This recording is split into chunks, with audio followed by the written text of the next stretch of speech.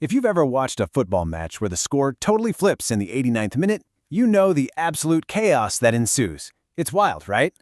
But what if, instead of just crossing your fingers and hoping for the best as a fan, you could actually use that last-minute chaos to your advantage? Well, that's exactly what we're going to break down today. We're taking that frantic energy and turning it into a highly structured analytical playbook. Here's our playbook for today. We're covering the late goal phenomenon, the stats behind it, live betting strategies, the 10-minute lay system, and finally, the red flags you absolutely need to avoid. Okay, let's kick things off with Section 1, the late goal phenomenon. Look, anyone who follows football knows that the emotional stakes right at the end of a match are just completely unmatched. The tension on the pitch totally changes how players behave, and for us, that completely shifts the betting landscape. There's a quote from our source that hits the nail on the head. Nothing encapsulates the emotions associated with football like last-minute goals, as any Manchester City fan relives that Aguero goal versus QPR in the 2011-12 season. It's pure, unadulterated adrenaline.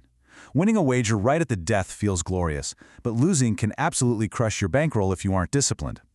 So our goal today is to flip your mindset from a fanatic riding the emotional roller coaster to a cold, calculated bettor looking for a distinct edge. Moving right along to Section 2, the stats behind late goals. Okay, let's dive into this, because to really navigate this market, we have to strip away the emotion entirely and look directly at the math. This whole playbook is built on hard, statistical tendencies that repeat themselves, not blind luck. Check out this staggering number, 25%. According to the data, in top European leagues like the Premier League, up to a quarter of all goals are scored after the 75th minute. Just think about that for a second. 25% of the scoring action is crammed into just the final 15 minutes plus stoppage time. It's not some rare fluke, it's practically baked into how modern football is played. When you look at the breakdown of the numbers, you really get a sense of how heavily concentrated these late goals are. If you want to capitalize on this, you've got to dig into this data. Take Arsenal, for example. You can look up their historical late goal records to see exactly which clubs consistently turn up the heat when the clock is winding down.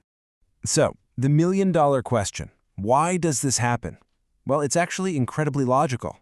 You've got desperate, relentless pressure from a favorite trying to equalize or snatch a win. On the flip side, you've got severe physical exhaustion hitting the underdog players, who've basically been chasing shadows all game.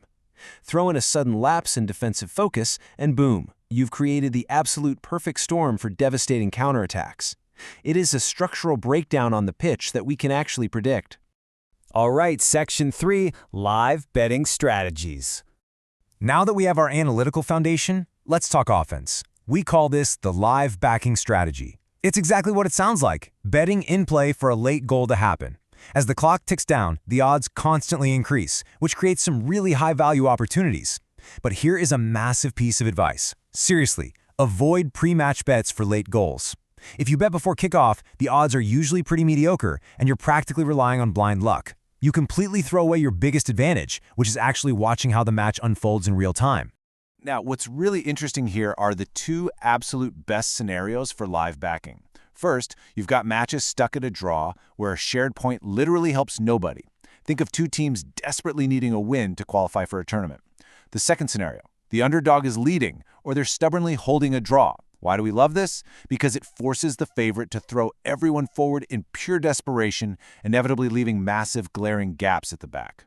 To really nail this, you need to memorize a few pro tips. First up, always check the live stats. Specifically, how many shots on target do we actually have? Lots of possession means nothing if no one is testing the keeper. Second, target intense local rivalries, like Celtic versus Rangers. A team leading 3-0 in a massive derby isn't going to just pass the ball around. They want to absolutely humiliate their rival. Finally, pay attention to the match backstory. Is it the second leg of a cup tie where a team desperately needs 2 goals? Or maybe a favorite is subbing in their star players late in a league game just to snatch a win before a big Champions League match? Context is everything. Which brings us to Section 4, the 10-minute lay system. If that last strategy was our offense, this one is our highly calculated defense. The 10-minute lay system is a strategy where you bet that no goals will be scored in the dying minutes of a match. It can be incredibly profitable, and you can personally set the amount you'll claim. But since the odds of a late goal are pretty high, You're required to offer a high stake cautiously. That means you need incredibly strict rules to keep your risk in check. So here's the step-by-step execution. Step 1 is actually what not to do. Stay completely away from matches currently sitting at a draw, or where the underdog has exactly a 1-goal lead. In those situations, the favorite is practically guaranteed to push players up and leave themselves totally vulnerable. Instead, jump to step 2. Look for matches where a team is safely up by 2 or more goals or, and this is key, a convenient draw between evenly matched teams who are perfectly happy taking a point each. In those specific matches, neither side has a reason to go all out. And finally, Section 5, red flags to avoid. Look, smart risk management is all about having heuristics drilled into your head before you risk a single cent. And this brilliantly illustrates the stark contrast between a match you should target and a match you should run far, far away from. Good conditions, high motivation, fierce rivalries. Bad conditions are absolute match killers, like a 0-0 score. If it's a goalless draw late in the game, just walk away. It usually hasn't stayed 0-0 by accident. Oh, and definitely avoid matches with friendly relations, like national friendlies or a manager happily playing against their old club. Let's drill down a bit into the physical stuff on the pitch that ruins late goals. Keep an eye out for out-of-shape strikers and really frantic, stressful build-up play where players just lack a clear mind. And whatever you do, don't ignore the sky. Bad weather is a total deal-breaker here. Heavy rain or snow? Forget about it. Players are way more likely to slip, passes go wide, and the chances of a clean, late counterattack pretty much drop to 0. Now, beyond the pitch, you've got to manage your own psychology. You have to avoid what we call punter's remorse. When you're backing late goals, losing a bet in the final, literally 10 seconds is a very distinct possibility. You kind of just have to accept that reality, get used to it, keep your focus sharp, and stop agonizing over single losses.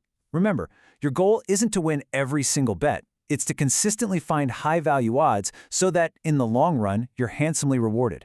So I'll leave you with one final, incredibly important question to chew on. Is your bankroll, and honestly your mindset, disciplined enough to handle the pure, unadulterated adrenaline of the 89th minute? Turning that last-minute chaos into a calculated, profitable strategy takes patience, hard data, and absolute nerves of steel. I hope this explainer gave you the playbook you need to pull exactly that off.